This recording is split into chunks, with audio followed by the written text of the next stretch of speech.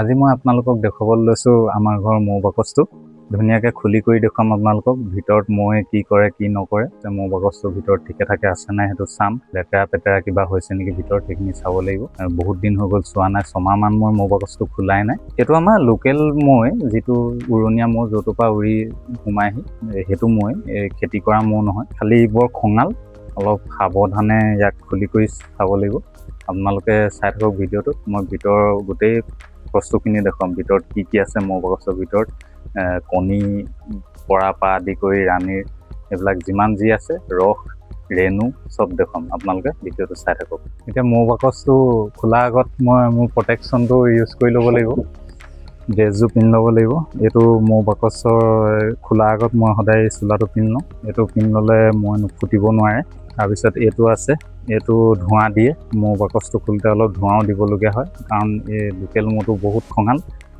ধোঁৱা দিবলগীয়া হয় আৰু যিবিলাকে ধৰি লওক খেতিৰ কাৰণে মৌ পোহে সিহঁতেও ধোঁৱা ব্যৱহাৰ কৰে তাৰপিছত লাগিব এযোৰ হাত মোজা নহ'লে হাতেৰেও ফুটিব হাত মোজাযোৰ লাগিব আৰু এনেকুৱা এডাল মেটেলৰ এডাল কি কয় মই নাজানো আৰু এডাল ধৰক লিফটিং কৰে চাকবোৰ দাঙিবলৈ অলপ চাফা চিকুণ কৰিবলৈও সুবিধা হয় এডালে এইখিনি মই ড্ৰেছটো পিন্ধি লওঁ তাৰপিছত আপোনালোকক মৌ বাকচটো খুলি দেখুৱাম প্ৰথমতে অলপ ধোঁৱা দি ল'ব লাগিব মৌবোৰ অলপ শান্ত হৈ যাব ধোঁৱা দি ল'ব তাৰপিছত ঢাকনিখন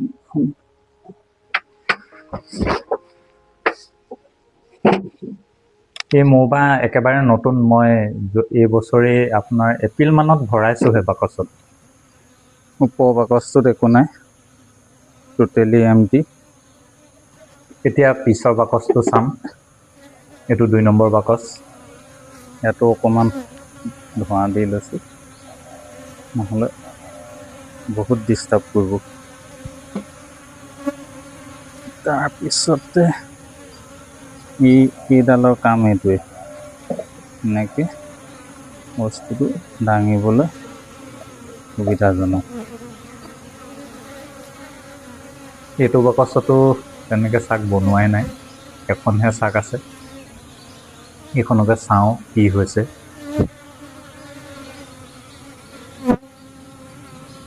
মই কাম কৰি আছে ভালকৈ ধৰিব পাৰিছে নাই জানো কিন্তু এই চাকখনত একোৱে নাই আঁকি দিওঁ আঁকি দিয়াই ভাল এতিয়া এই বক্সটোৱে এৰুৱাই ল'ব লাগিব মোৰ বা বেছি দিন হোৱা নাই যে সেইটো কাৰণে এই বাকচটোতো তেনেকৈ ইমান চাক বনোৱা নাই তলৰটোত কি ওলাই চাব লাগিব এতিয়া চাক কেইখনমান দেখিছোঁ বাৰু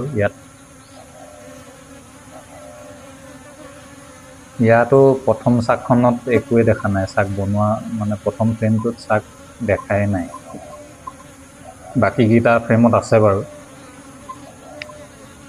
প্ৰথমখন আঁতৰাই ল'ব লাগিব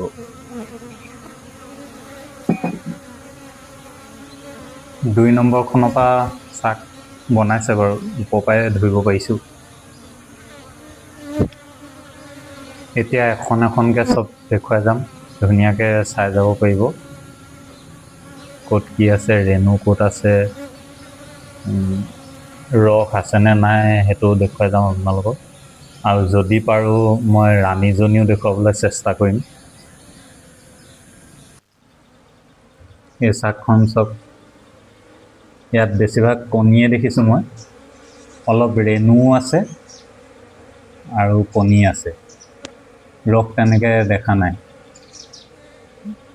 এই হালধীয়া পৰ্চনটোত ওপৰফালে সেইডোখৰত অলপ ৰসো আছে আৰু অলপ ৰেণু আছে একদম কম পৰিমাণে ৰস আছে আৰু ৰেণু আছে যিবোৰ আমাৰ মৌ পোৱালিবোৰ এই ৰেণু খাই ডাঙৰ হয়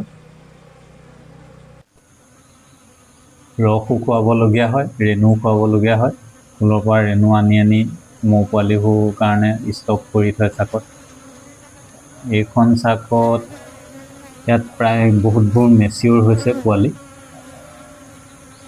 অলপ ৰসো আছে ওপৰত এই ৰসখন কাটি পেলাব নোৱাৰি পোৱালিবোৰ জীয়াই থাকিবলৈ এইখন ৰস থাকিব লাগিব এই হালধীয়া ওপৰৰ পৰ্চনটোত ৰস আছে আৰু ৰেণু আছে অলপ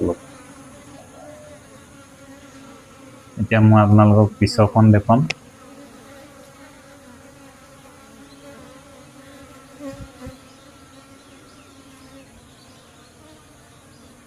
এইকেইখন একেলগে জইন হৈ আছে। এইখন মই এৰুৱাই পেলাই অলপ পিছত দেখুৱাম আপোনালোকক। এইখন চাওঁ।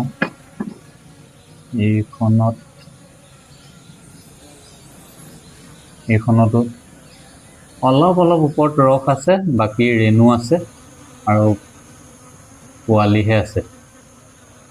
ছিজন হোৱা নাই, সেইটো কাৰণে ৰস তেনেকৈ নাই। ছিজন হ'লে ৰস হ'ব। এতিয়া সৰিয়হ ফুলিলে ৰস হ'ব। আৰু এইখনত লাষ্টখন মই দেখুৱাম। এইখনত পোৱালিও আছে আৰু ৰাণীজনীও আছে। চব এইখনৰ ৰাণীজনীও আছে। এইজনী চব, এইজনী অলপ ক'লাকৈ অলপ দীঘলকৈ, বাকীকেইখন অলপ চুটি। এই বাকী নাৰ্ছ মহবিলাকে বেৰি ধৰি আছে। এই ক'লাকৈ এইজনী ধৰিব পাৰিছেনে বাৰু?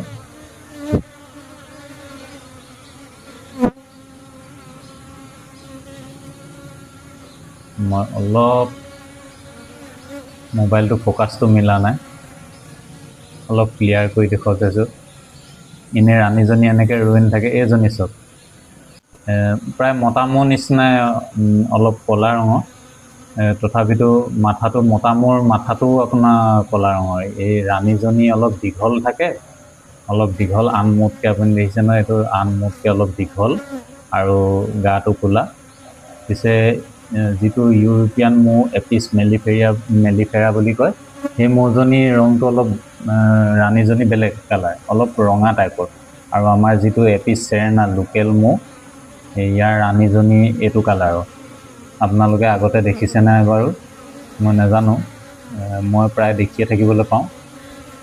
তেতিয়া ভৰাই দিওঁ, আৰু নহ'লে বহুত দেৰি ৰাণীজনী উলিয়াই থ'লেও বেয়া। আপোনালোকৰ ভাগ্যখনেই ভাল, নহ'লে এনেই ৰাণী এনেকৈ সহজে দেখিবলৈ পোৱা নাযায়। হৈ গ'ল। এতিয়া বাকচটো বন্ধ কৰি দিওঁ। যিভাগে আছিলে সেইভাগে বক্সবিলাক ওপৰত জাপি ধুনীয়াকৈ ঢাকনখন লগাই দিব লাগিব। আপোনালোকে চালে মই কেনেকৈ বাকচটো দেখুৱালোঁ। ৰাণীজনীও দেখিবলৈ পালে আজি। আপোনালোকৰ ভাগ্য ভাল। ইয়াৰ পিছত আৰু কেইদিনমানৰ পিছত ছিজন আহিব, ফুলবিলাক চব ফুলিব, শাক পাচলিৰ পৰা ফল মূলৰ পৰা আদি কৰি। তেতিয়া মই আপোনালোকক মৌ ৰস উলিওৱা আৰু ভিডিঅ' প্ৰস্তুত কৰি দেখুৱাম। আপোনালোকে ভিডিঅ'টো কেনেকুৱা পালে মোক কমেণ্ট কৰি জনাব। আৰু আজি বৰ বেছি দীঘলীয়া নকৰোঁ ভিডিঅ'টো, ইমানতে সামৰোঁ। ধন্যবাদ।